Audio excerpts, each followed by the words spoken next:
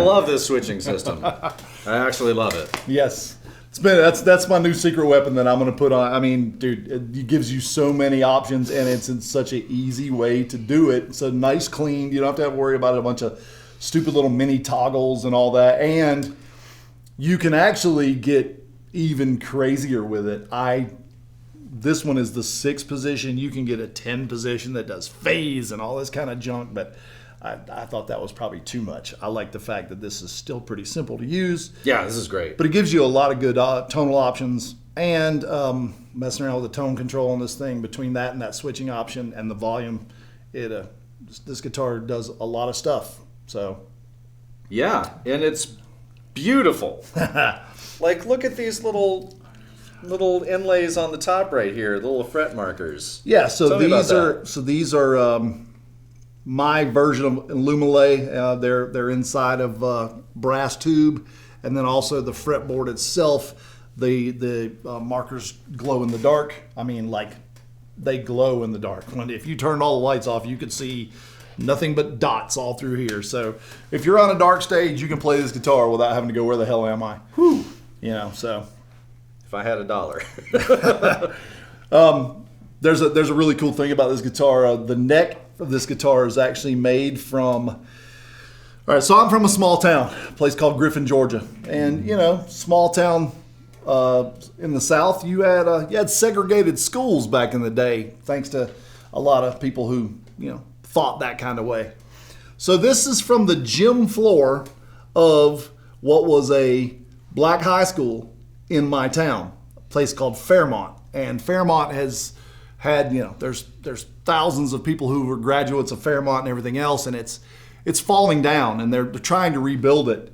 But I wanted to pay some kind of homage, so this is the basketball floor from Fairmont turned into a neck for a guitar that has a cool candy paint job. So yeah. I thought that kind of worked. Took a long time to get the wood from what was a gym floor with about that much finish on it to a workable piece of wood that I can make necks out of. But I got a few more, and I think it turned out cool. Sounds good. Yeah, it feels really good. It's got some life in it.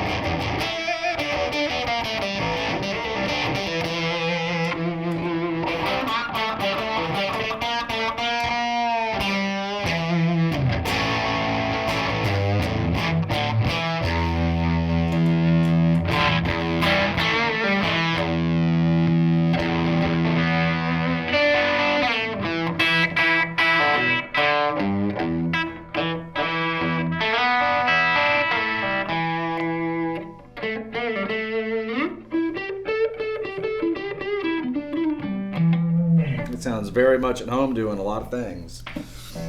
Thanks, man.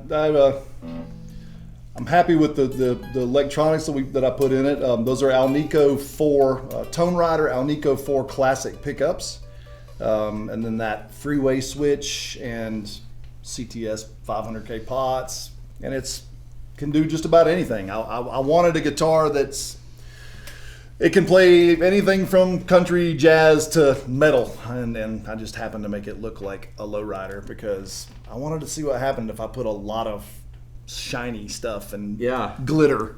Well, what it feels like to me is that it's for the bells and whistles.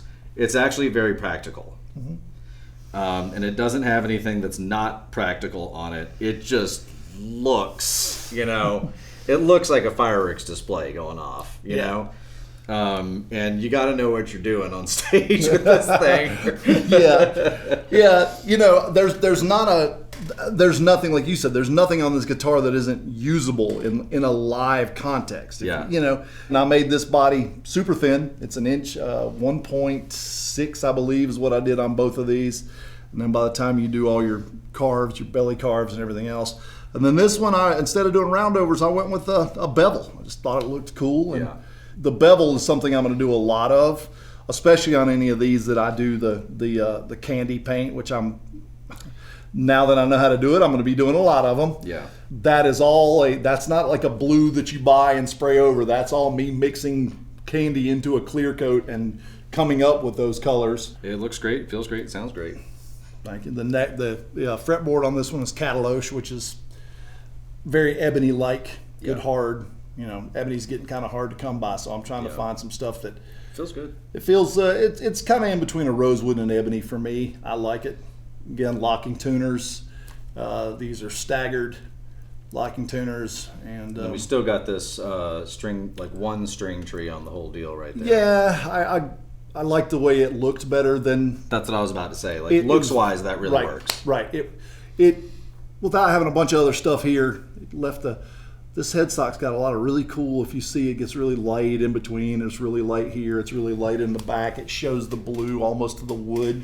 So I wanted all that stuff to show. When you got something that looks cool, find a way for the function to work as well. So that single and leaving that black and just kind of letting it hide there. It's easy to get strings under it. It's not in the way.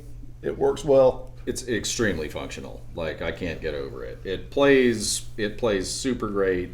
It sounds cool in every position. Well done. Thank you, man. That's a poplar body. Poplar, maple, and Cataloche.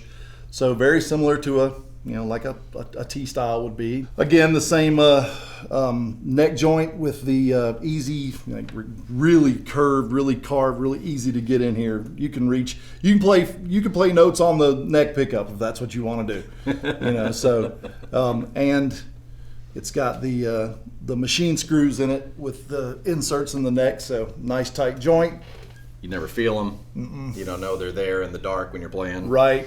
Yeah. Yeah, it doesn't have that big box right here to get your hand around and stuff. You can, like I said, you can play all the way.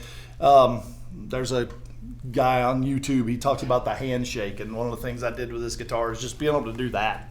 Like it's just comfortable. Yeah. When you grab it all the way in the neck joint, it feels like you're holding the neck. So I name all my guitars, I call this the Fairmont Imperial. I talked about the neck being made from the Fairmont Gym. And if you look at any of the lowrider car clubs, they all call themselves something Imperial. So this is the Fairmont Imperial. Nice.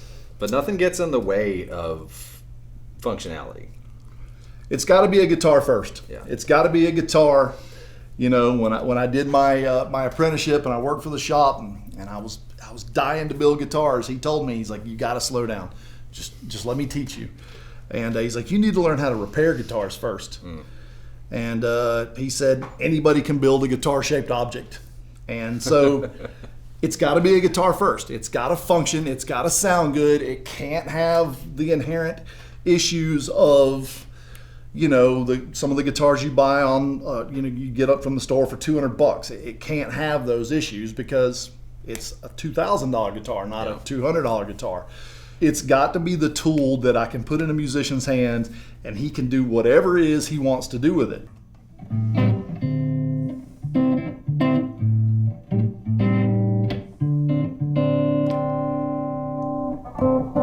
Oh, wow. Yeah, it's almost got a cop wall sound. Yeah, you can.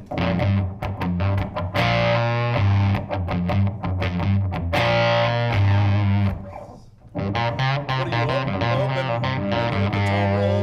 Yeah, yeah.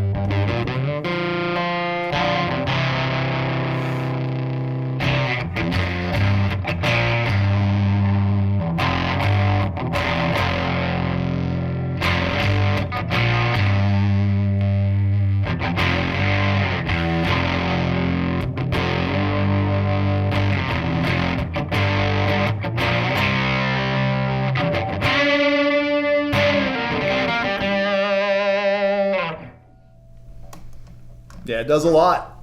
Yeah. It does a lot between using your tone, your volume, and then that switch. You can do all kind of cool stuff.